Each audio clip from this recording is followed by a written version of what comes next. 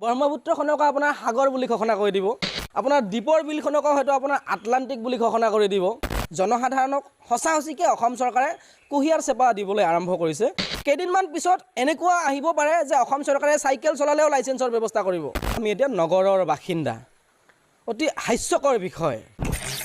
অসম চৰকাৰৰ ৰাজহ আৰু দুৰ্যোগ ব্যৱস্থাপনা বিভাগে অসমৰ প্ৰায় 19খন জিলাৰ 45টা অঞ্চলক সামৰি যোৱা দুদিনমান আগত নগৰ চহৰ বুলি ঘোষণা কৰিলে। ইয়াৰ মূল কাৰণটো হৈছে কি, ৰাজহ আৰু দুৰ্যোগ ব্যৱস্থাপনা বিভাগৰ ঘাটি থকা প্ৰায় 1500 কোটি টকাৰ বাজেটৰ জৰাতালি মাৰিবলৈ আচলতে এই অঞ্চলবিলাকক নগৰ বুলি ঘোষণা কৰা হ'ল। এই যিমানবিলাক অঞ্চলক নগৰ বুলি ঘোষণা কৰা হৈছে, এই আচলতে গোটেইবিলাক অঞ্চল ক'বলৈ গ'লে প্ৰকৃতাৰ্থত এইবিলাক গাঁও অঞ্চল, পঞ্চায়ত এলেকা। আৰু এই অঞ্চলবিলাকত নগৰ বুলি ক'বলৈ তেনেকৈ বিশেষ উপাদান একো নাই, কল কাৰখানা একোৱে নাই, উন্নয়ন ডেভেলপমেণ্ট বুলি একোৱে নাই। কেৱল নগৰ বুলি ঘোষণা কৰাৰ মূল কাৰণটো হ'ল আপোনাৰ 1500 কোটি টকাৰ ৰাজহ দুৰ্যোগ ব্যৱস্থাপনাৰ জৰাতালি মাৰিবলৈ। এতিয়া কথা হৈছে কি, এই আমাৰ বৈতামাৰী অঞ্চলটোকো আপোনাৰ নগৰ বুলি ঘোষণা কৰিছে।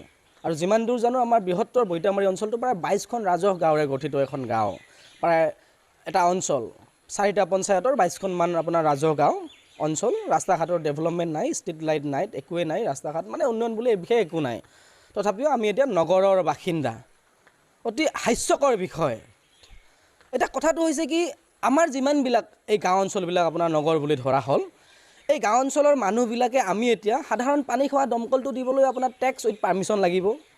আমি সাধাৰণ খেৰীঘৰ এটা বান্ধিবলৈও আপোনাৰ টেক্স উইথ পাৰ্মিশ্যন লাগিব। মাটিৰ খাজানা আমাৰ বৃদ্ধি হ'ব।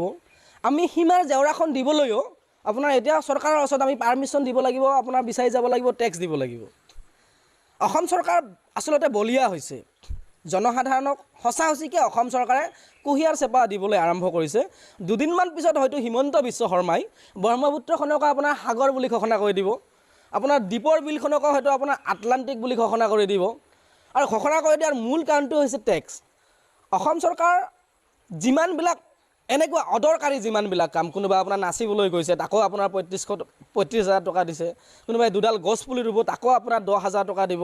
ইয়াৰ কাৰণে অসমৰ বিশেষ একো উন্নতি হোৱা নাই। অসম চৰকাৰৰ মাননীয় মুখ্যমন্ত্ৰী হিমন্ত বিশ্ব শৰ্মাই নিজকে জনপ্ৰিয় মুখ্যমন্ত্ৰী বুলি আপোনাৰ প্ৰতীয়মান কৰিবলৈ, নিজকে প্ৰমাণ কৰিবলৈ, নিজকে নিজৰ গাদীখন সুৰক্ষিত কৰি ৰাখিবলৈ আচলতে যধে মধে ৰাজহৰ পইচাবিলাক খৰচ কৰি আছে। এই যে আপোনাৰ কোনোবাই দুডাল গছ পুলি দিয়ে 10,000 টকা পাব, কোনোবাই আপোনাৰ এনিশা নাচিয়ে যে আপোনাৰ 35,000 টকা পাব, এইবিলাক কাৰ টকা?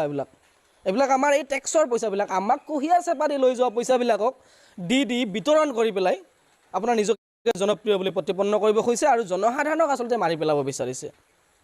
গতিকে এই কথাটোৰ আমি তীব্ৰ বিৰোধিতা কৰিছোঁ। আমি গাঁও হয়, যেতিয়া এখন নগৰ উন্নয়ন হ'ব লগা হয়, যেতিয়া এখন নগৰলৈ ৰূপান্তৰিত হ'ব লগা হয়, তাত যথেষ্ট উন্নয়ন হ'ব লাগিব, ৰাস্তাত ষ্ট্ৰীট লাইট হ'ব লাগিব, ৰাস্তা ঘাটবিলাক পকী হ'ব লাগিব, ড্ৰেইনেজ ছিষ্টেমৰ ব্যৱস্থা থাকিব লাগিব, কল কাৰখানাৰ ব্যৱস্থা থাকিব লাগিব, যাতায়াত সুচল হ'ব লাগিব, কানেকশ্যন থাকিব লাগিব। এইবিলাক নথকাকৈ কেৱল ৰাজহ সংগ্ৰহ কৰাৰ উদ্দেশ্যেই যিটো কৰিছে, এইটো আমি তীব্ৰ বিৰোধিতা কৰিছোঁ।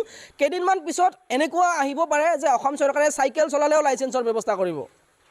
কেইদিনমান পিছত এনেকুৱাকৈ কৰিব, যাৰ অকণমান বেছিকৈ মাটি আছে, যাৰ অকণমান বেংকত বেছিকৈ পইচা আছে, সেই পইচাখিনিও কাটি দিব লাগিব। গতিকে এই আঁচনিটোৰ আমি তীব্ৰ বিৰোধিতা কৰিছোঁ।